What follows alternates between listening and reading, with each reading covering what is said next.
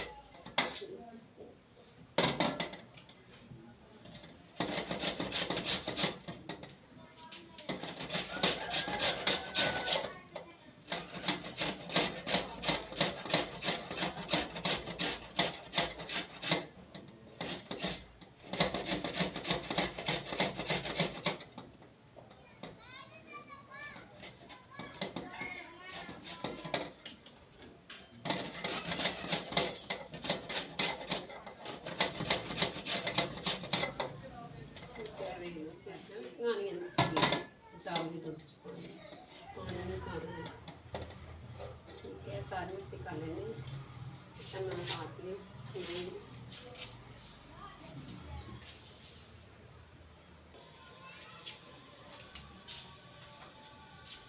चावल सिखा देने दो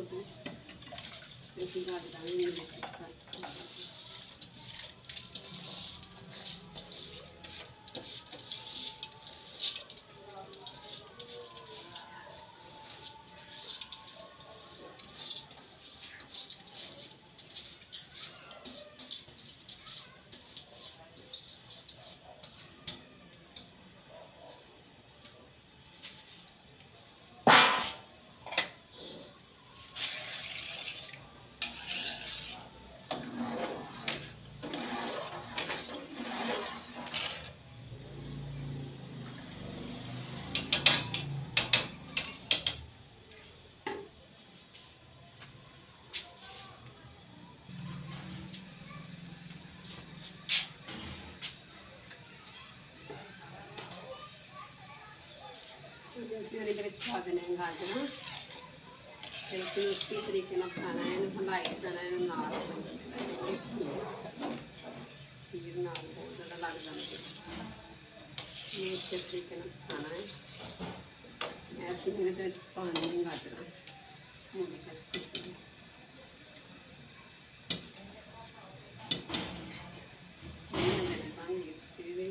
फ्राई लाजमी करना। सारे चैनल लाइक करा करो और सब्सक्राइब करा करो और ज़्यादा से ज़्यादा सारी वीडियो देखा करो। अपने दोस्तों में शेयर करो।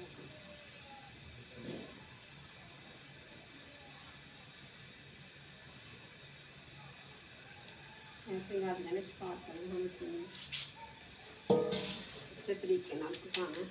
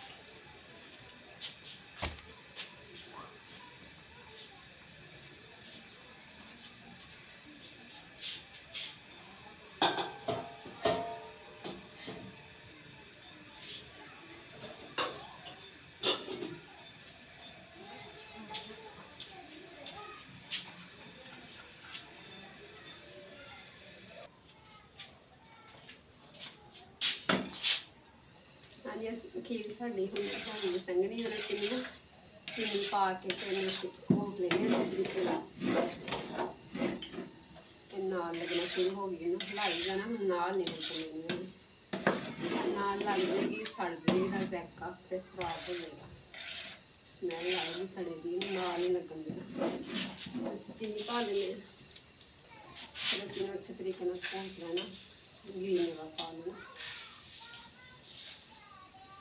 चीनी जिनी यानी कि तुहानू पसंद तुसीं पा लेना अगर हल्की पसंद करदे हो हल्की बाद रखदे हो अगर ज़्यादा पसंद करदे ज़्यादा पा सकते चीनी असीं पा के चेक कर लेंगे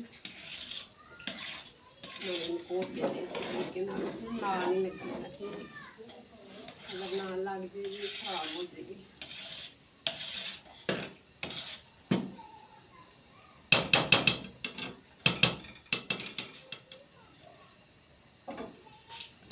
हल्की घोट लेंगे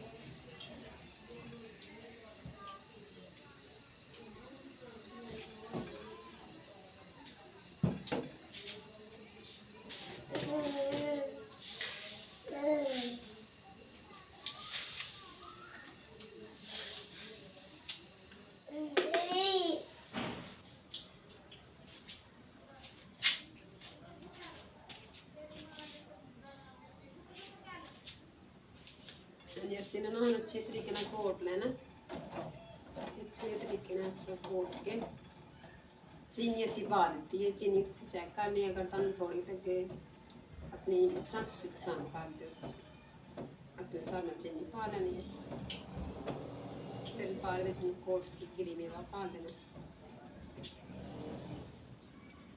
ਇਹਨੂੰ ਤੁਸੀਂ 10 ਮਿੰਟ ਘੋਟ ਕੇ ਨਾ ਉਹਨੂੰ ਅੱਛੇ ਤਰੀਕੇ ਨਾਲ ਫਿਰ ਗਿਰੀ ਮੇਵਾ ਪਾ ਦੇਣਾ ਠੀਕ ਹੈ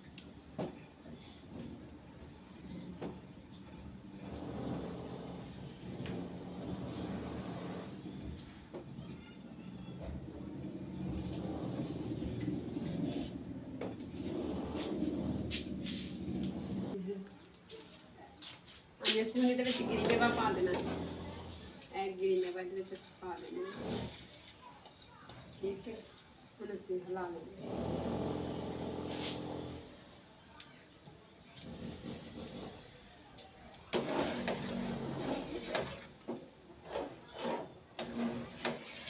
ਇਹਨੂੰ ਹੁਣ ਅਸੀਂ ਹਿਲਾ ਦੇਣਾ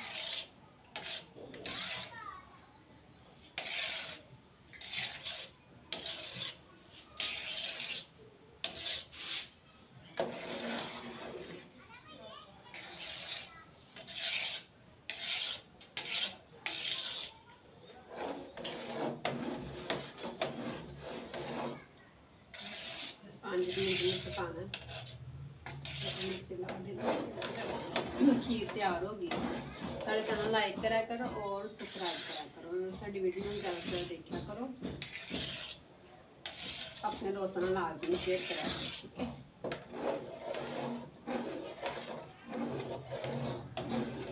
ठीक है साड़ी खीर होगी तैयार चेक कर लेने ऐसी बनी